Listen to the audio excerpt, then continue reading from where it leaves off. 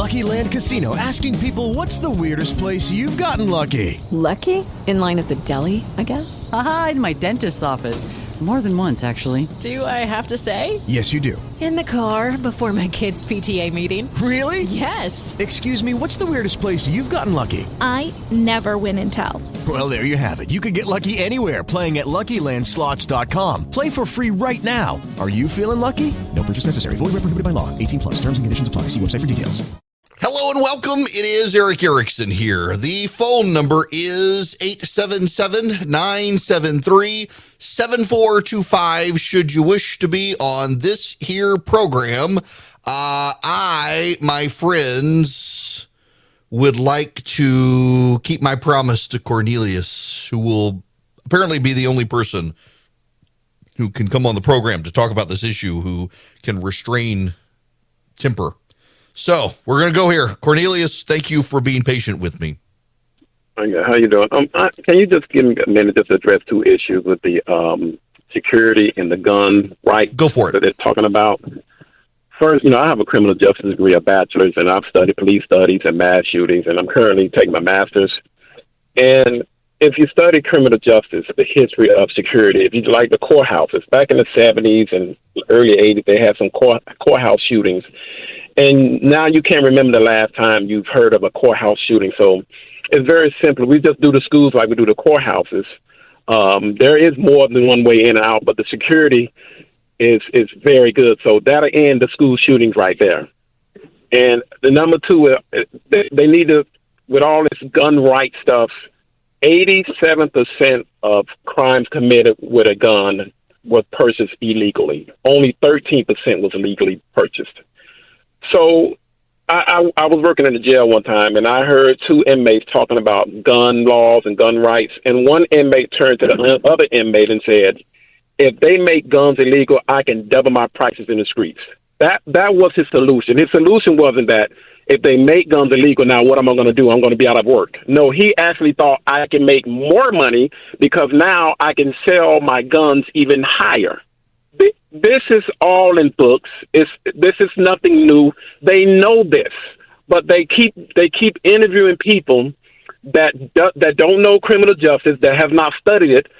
And I also feel that all police officers, I know they're good, they're doing their job, and we need them, but they need more training. Once they get hired, they should do a 2-year course in criminal justice. Because what I learned in the 4 years, you really need this. So once you hire them after the academy, then they should do more and more training, because this is just not going to work like this. The security must be like the courthouse. Just when the last time you heard of somebody going to the courthouse and shooting up some judges and lawyers, and it's been years. Mm-hmm. Why can't we do the schools like that? It's simple. There's no rocket science in this thing. I agree. And what's so amazing is that when you say these sorts of things, the left says, "Oh, you want to build prisons?" Most courthouses are architecturally significant buildings. They don't look like prisons, and yet they've restrained the ingress and egress to the building. I'm genuinely flabbergasted, flummoxed. It's bizarre to me. The whole concept of we can't dedicate money to refinagle architecturally, structurally the schools to have multiple points of exit and only one point of entrance. And they keep coming up with excuses. And their excuses are, well, what about portable buildings? Okay, what about portable? Let's consider the options with portable buildings. Let's do that. What can we do? But what I know to be true is that you're not going to get gun control. You're not going to get it through the Senate. You got to have 60 votes. You don't have 60 votes. So what are you going to do? Well, you're going to try to increase your margins in the Senate. Well, so here's a problem. You know, one state that's very gun friendly that doesn't support a lot of gun regulation that's the state of Nevada. The current senator for Nevada is behind her Republican opponent, Adam Laxalt.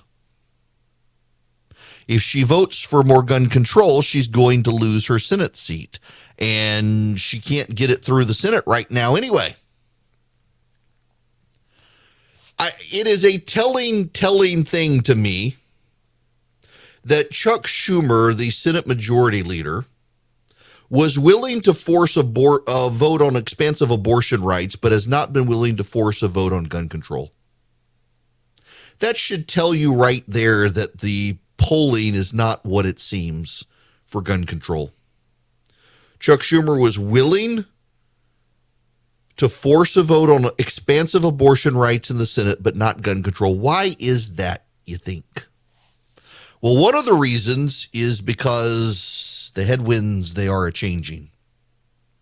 One Nation, a nonprofit group aligned with Senate Minority Leader Mitch McConnell, is gearing up for a $43 million summer spending blitz targeting 5 competitive Senate seats. The biggest target is Georgia. The GOP effort to wrest back the seat from Raphael Warnock will get more than $7 million, or 40% of the spend. $43 million is a substantial sum to drop before Labor Day, the final leg of campaigning. It adds to the more than $141 million the group's sister super PAC, the Senate Leadership Fund, has booked through the fall. One Nation will also target Arizona, Nevada, New Hampshire, and Wisconsin. Georgia's Warnock is considered one of the cycle's most vulnerable Senate incumbents. He will face Herschel Walker, the University of Georgia football great who won the state's Republican Senate primary on Tuesday. One Nation's foray into New Hampshire represents a new offensive front.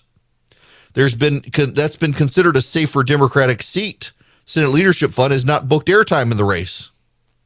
Majority Forward, the nonprofit arm of the Democratic Senate Majority PAC, is active in some states, including New Hampshire. It's going to spend $3.6 million in Wisconsin on top of the $2.7 million in digital and broadcast ads already.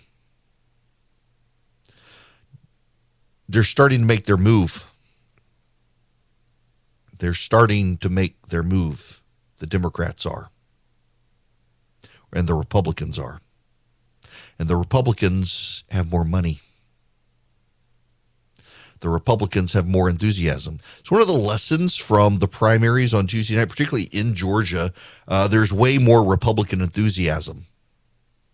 Not only is there way more Republican enthusiasm, but just statistically and on a data-oriented basis, the Republicans are looking to make real inroads in states around the country, and it's 10 more races in the House have shifted toward the GOP.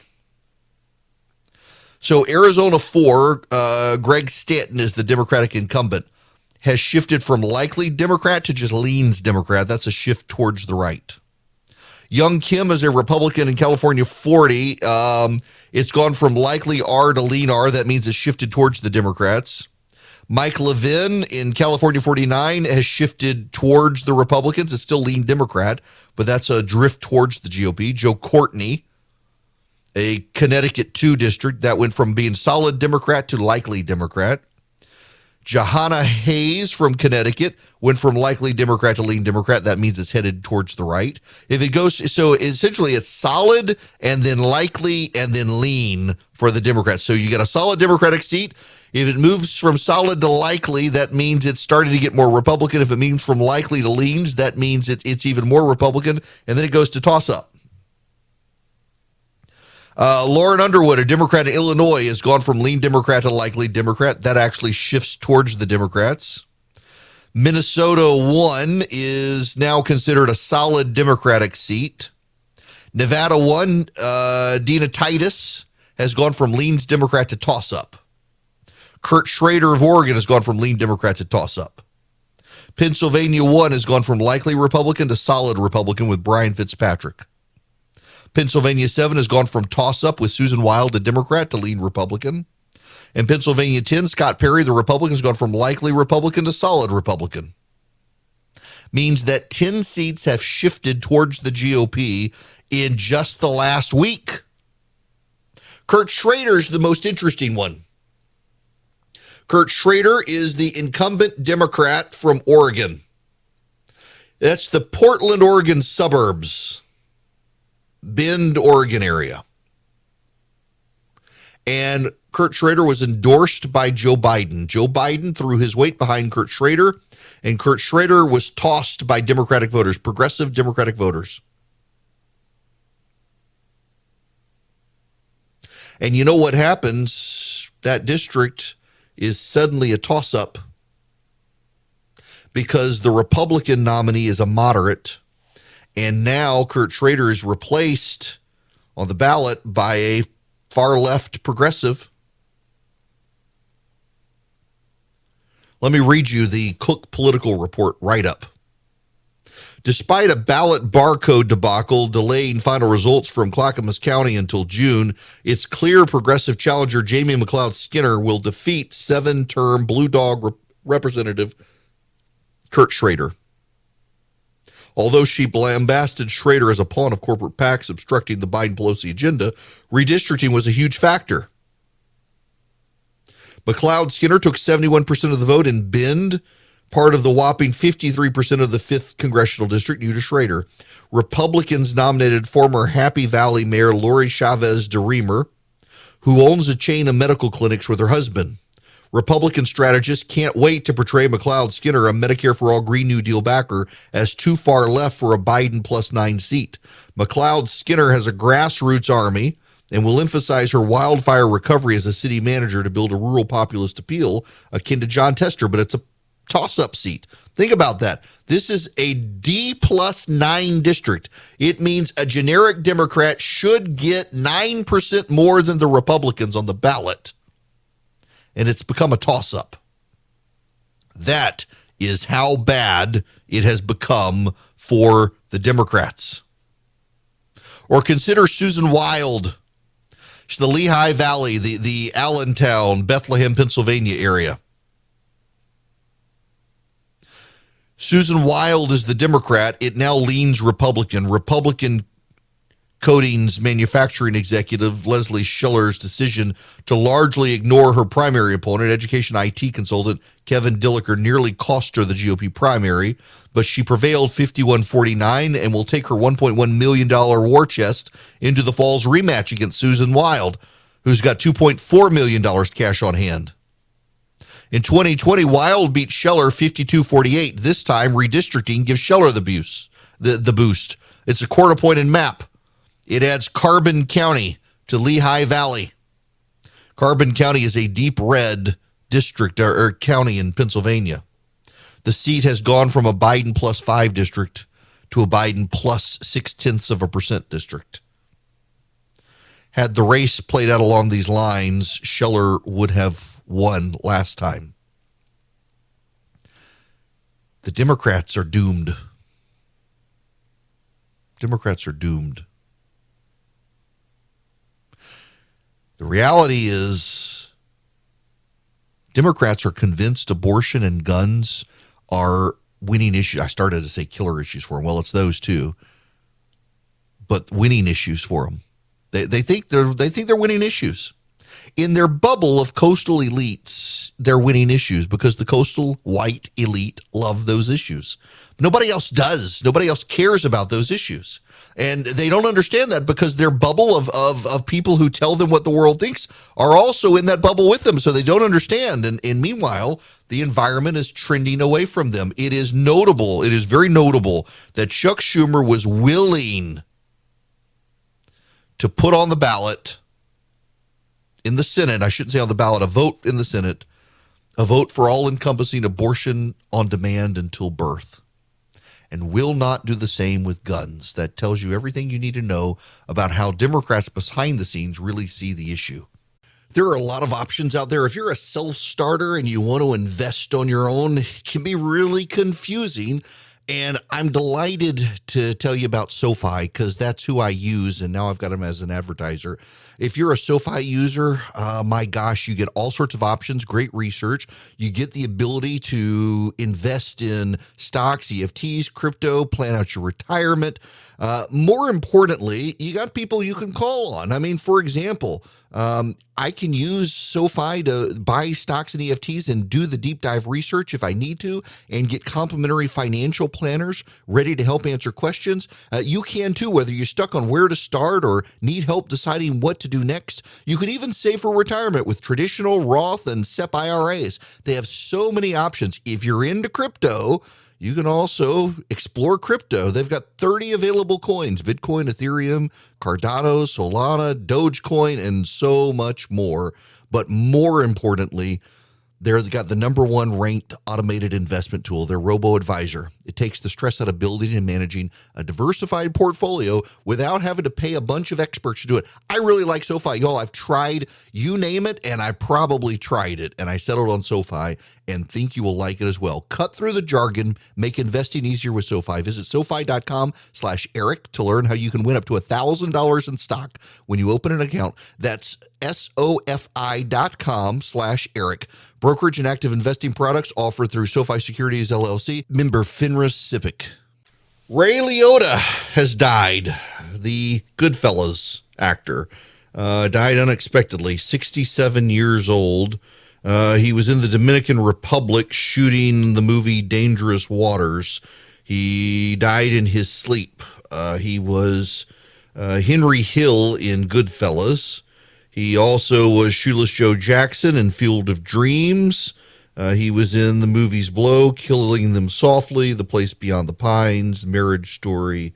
He also was in the Sopranos prequel movie, The Many Saints of Newark. A lot of people shocked to hear him having passed away. He was also in he was in an ad for some vodka or something recently. Yep, passed away. That's just hitting the wires here. Prayers for his family. My goodness. All right, we got to move on to other stuff. At the bottom of this hour, my friend, and she is a friend, Kellyanne Conway. She's going to join me. She has a new book out, her time in the Trump White House and so much more about her life. A lot of it making tabloid headlines. I want to talk to her about that and so much more.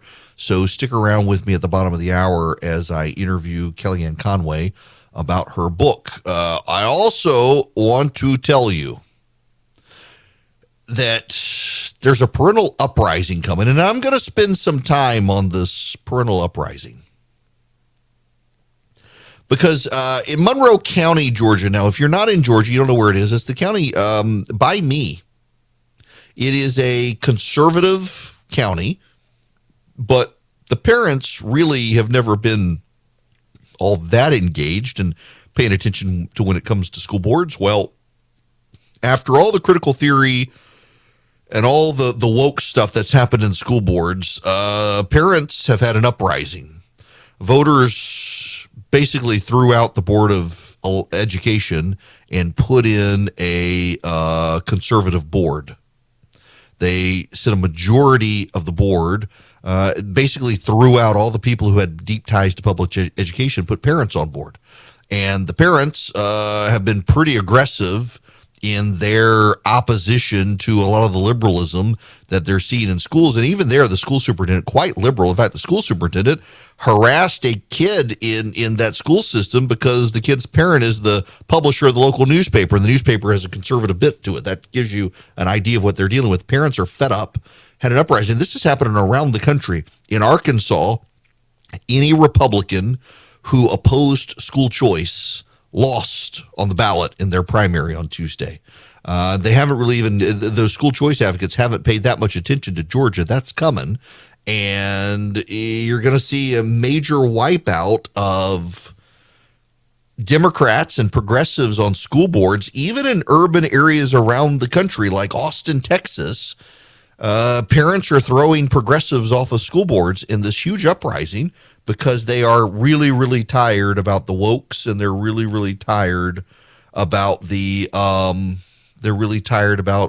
critical theory stuff and the racism in schools. They're fighting mad now, and they're standing up. Hi there. It is Eric Erickson here. The phone number is 877-973-7425.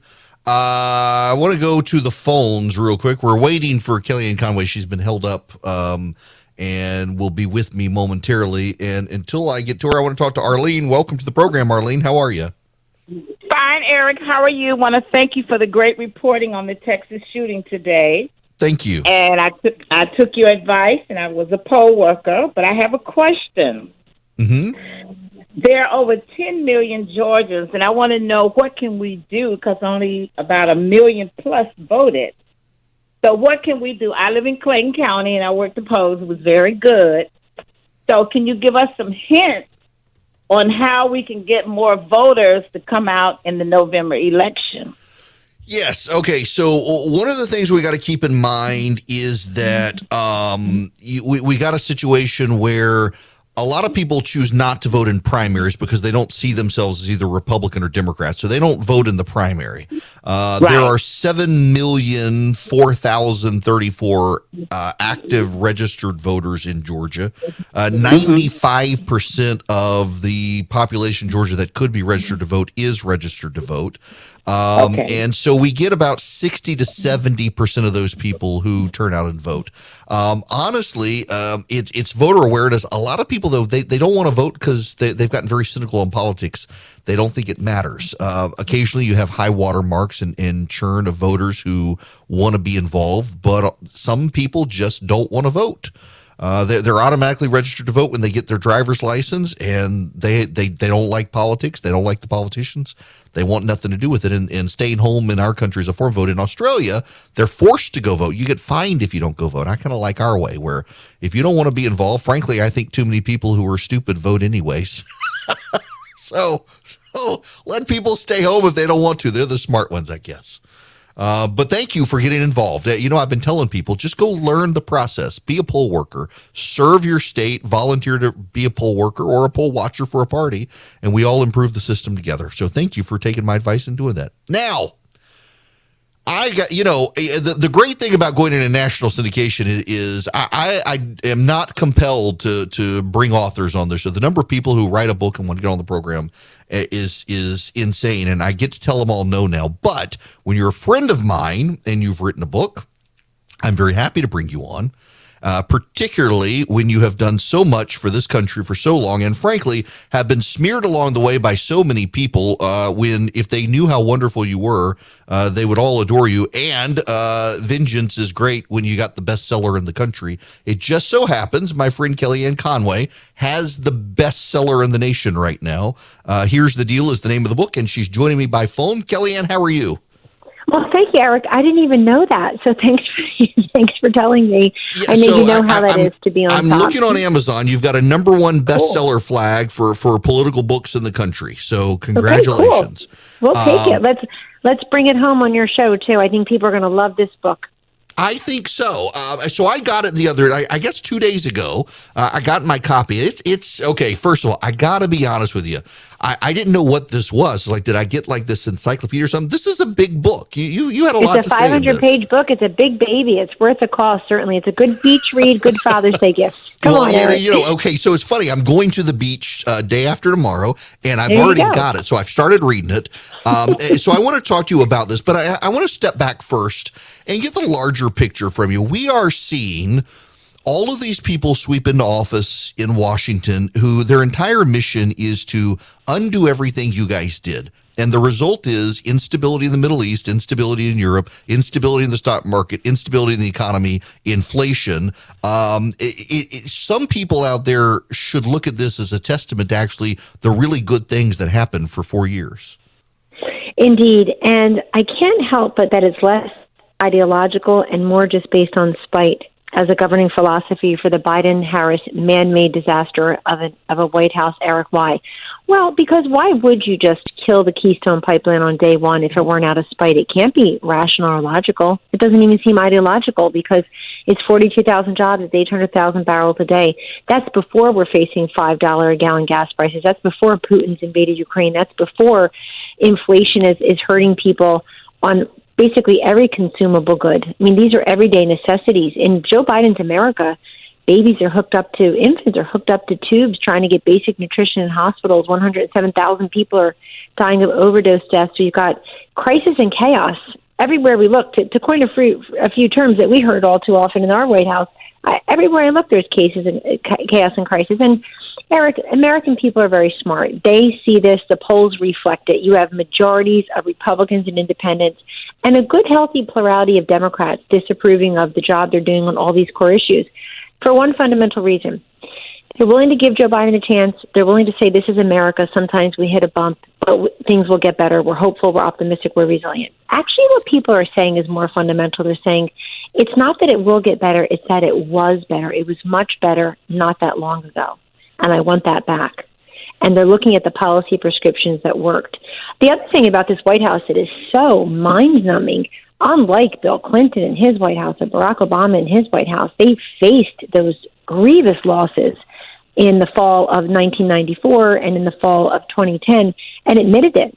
Eric, they saw it coming. They knew it was coming. And then they said, course correction, we made a mistake. We're not listening close enough. We got a shellacking. I'm not saying their policies got that much better, but I think there was a little bit of a course correction. There's nothing of the sort coming out of this White House. I've never heard them say, we were wrong, we apologize, we gave you the wrong fact or figure, we misled, we're correcting it. They are tone deaf in a way that you would expect somebody who's been in Washington for 50 years to not be. At least play the game, say the lingo. But it's very sad for the country, very regrettable for the country, but it should be turned around fairly swiftly. You know, I'm glad you said that, because this is one of the most remarkable things to me is President Trump had multiple chiefs of staff, and this president has Ron Klain, who, for a guy who's been in Washington for 50 years, and Ron Klain worked for Janet Reno, worked for Al Gore, worked for Joe Biden, so the vice president, now as president. I'm stunned, one, by the lack of basic humility that most politicians at least will convey publicly, whether they're humble or not, and two, the lack of ability to figure out where the voters are in the country right now. Yes, it shouldn't be that difficult to figure out, but here's what I think has happened, Eric. The 74 million voters who went for Trump-Pence in 2020 are so misunderstood by the left, really by the centrists in the Democratic Party. Why? Because they don't respect them. We're really only a couple of degrees different from Hillary denouncing them as deplorable and irredeemable. Two very awful statements to describe your fellow Americans. But they never really understand them. You know, the Democratic pollsters apologized twice. They had this en masse apology twice. First, after the 2016 election, for missing the Trump voter and the Trump zeitgeist in victory. And then second, in 2020, they said they predicted Biden's victory, but they missed the strength of the Trump voter. So any way you slice it, they are losing swaths of America, losing the opportunity to get to know the aspirations, the frustrations, the recommendations of large swaths of America just because they don't like them or they look down upon them. Look, the gift of my professional life, Eric, and you know this because we've known each other for years in the conservative movement, the gift of my professional life was to literally get on a plane and go figure out how it was playing in Peoria, what they were listening to in Lubbock. I worked in all 50 states on projects, sitting across from people in focus groups, poring over polling data, and the essential wisdom of Americans is gratifying and satisfying. It's something more politicians should listen to. But instead of listening to Americans, they're sort of laughing at them day by day. It's a strategy I don't understand. I think it's why you see Joe Biden-endorsed candidates who are fairly moderate Democrats, if there's such a thing these days, being beaten or being close to beaten by some of these radical, more socialist kind of candidates being put up with by Warren and the squad and Bernie Sanders. So he's got a big problem in his own party, can't mollify the left, the hard left, fast enough to keep them happy, can't seem to convince the rest of us that he's capable of unity or he's capable of bipartisanship or he's capable of competence.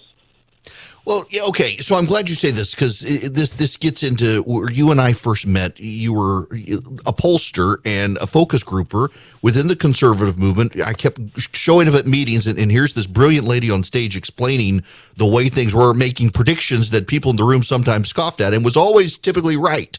And you learn how to read people and poll, and it seems like, one, that industry generally is somewhat broken. I mean, when you look in Georgia, Fox News had Kemp winning on Tuesday at 60%. He won at about 75%.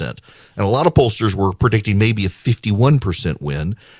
All of the polling out there seems to be so screwed up. And in particular, I thought it was notable back in 2020 that the Democrats were convinced this massive blue wave was upon us. All their pollsters said this blue wave was upon us. And actually, they nearly lost the House of Representatives. And now they're like, well, polling's broken and we don't know why. Well, they need to get into a new line of work where they're not the ones helping to break it.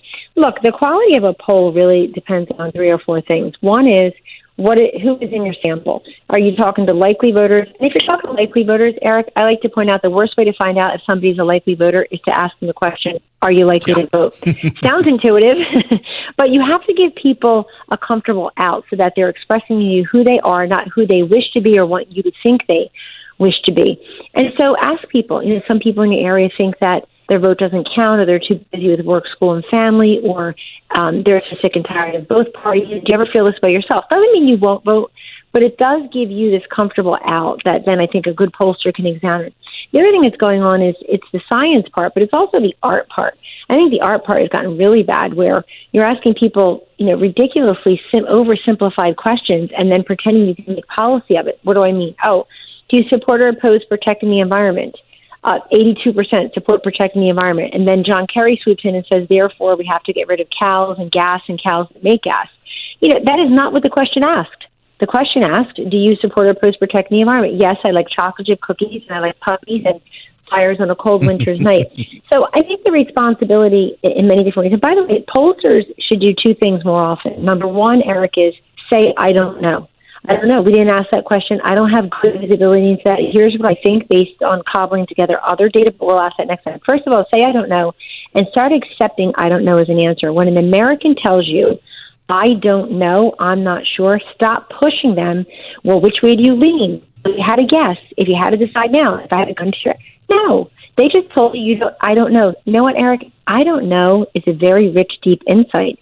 Then you, as the policymaker, or as the candidate, or as the radio show host and conservative media star franchise, God bless you, enterprise, then you say, okay, you know what? People don't know. There's information underload on the following three topics. For all the information overload we all suffer constantly, there's information underload on these three topics. I'm going to be the guy who goes and tells them what they need to know. So there are so many smart ways to use polling that have nothing to do with predicting horse races. The horse race question is the least interesting to me because it's the one most apt to change over time, but it's the one everybody's obsessed with. Take a moment, everyone, to look at the rest of the poll, the questions that are being asked. I got to tell you, it is the mainstream media's polls right now, Eric, that are the worst. Yes. For Joe Biden. The worst. ABC, NBC, Washington Post, CNN. They're actually the worst for him, and they're asking questions that are meaningful. They'll probably have to stop soon. But, basically, their polls show America has lost confidence in Joe Biden's competence. They don't think he's up for the job. And yes, I know everybody looks at him and thinks deficits, physical deficits or mental deficits. Let me tell you something. Our politics is about telling people what they don't know, what they can't see, not what they can see. People can already see that. Make sure people understand what the consequence of the policies have been. Make sure they remember Afghanistan. Make sure this guy does not have so many people talking about his physical or mental state that we create sympathy and excuse for him. He should be made to eat and own every decision because they've been terrible. Now, listen, I'm afraid I've done you a mild disservice here because I enjoy talking to you so much about all these things, and you've written this book, and I have only just started, and I was a little bit frustrated that I wasn't able to get into it before then. But I do have to ask you about, the book is Here's the Deal. And first of all, if there's one thing you want people to take away, because I've been kind of frustrated almost by the tabloidist coverage that you and your book have gotten, as opposed to the deep substance within it in your story. What do you want people to take away from it? Well, thanks for asking. I don't think I take away from it that I'm a very lucky person, a very blessed woman whose American dream path has been unique and been filled with burdens and blessings, but it's also a very common story. And what I want them to take away from it is, professional-wise, we have to figure out what it is people want and start listening to them again. Voters have a distinct way of telling us what they want. We don't tell them. And what I do in the book is I have a whole tutorial on polling. I have a whole matter of, where does the country go next in a Biden presidency for someone who got a massive number of votes, for President Trump, who got the highest number of votes of a sitting president. But where do we go from there? Eric, where do we go with the 200% plus increase in turnout in Georgia? What does it mean?